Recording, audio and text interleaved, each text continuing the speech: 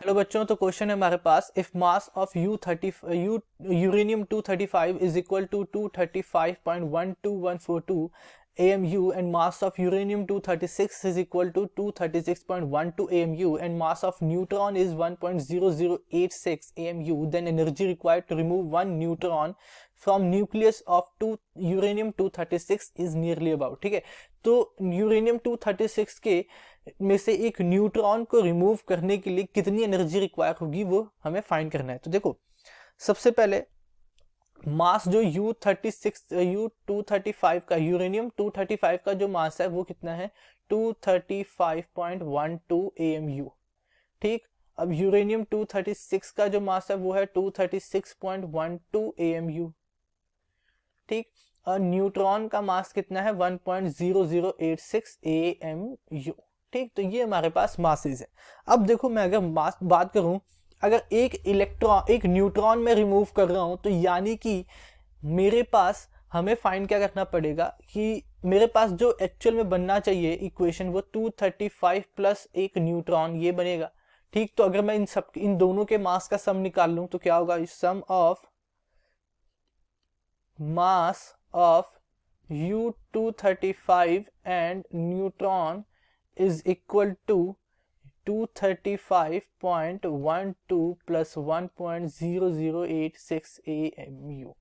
ठीक, तो ये कितना आ जाएगा, 236.130 AMU।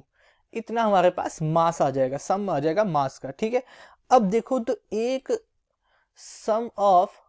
मास एक जो U236 न्यूट्रॉन है, यूरेनियम का 236 जो न्यूट्रॉन जो यूरेनियम 236 है उसका मास कितना है,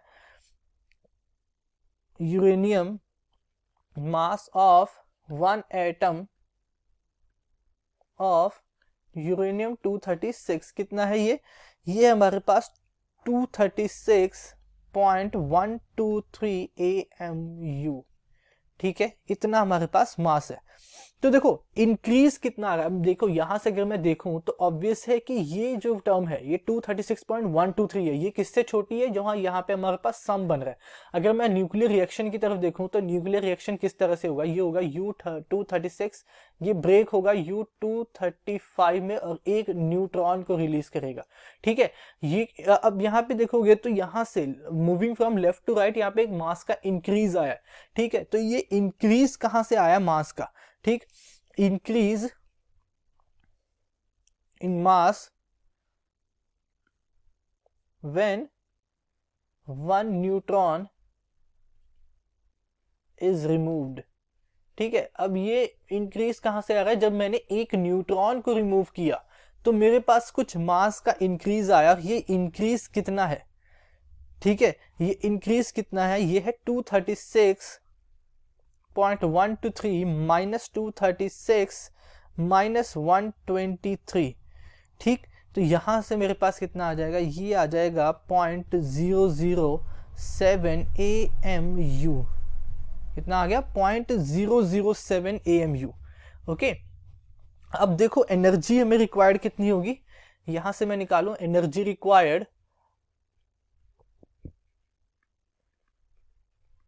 ये हो जाएगी 0.007 इंटू, भाई चेंज निकालना था। ठीक है, इंक्रीज मास में कितना आ रहा है, मास का इंक्रीज निकाला यहाँ पे हमने। ठीक है, तो मास का इंक्रीज हमारे पास ये आया।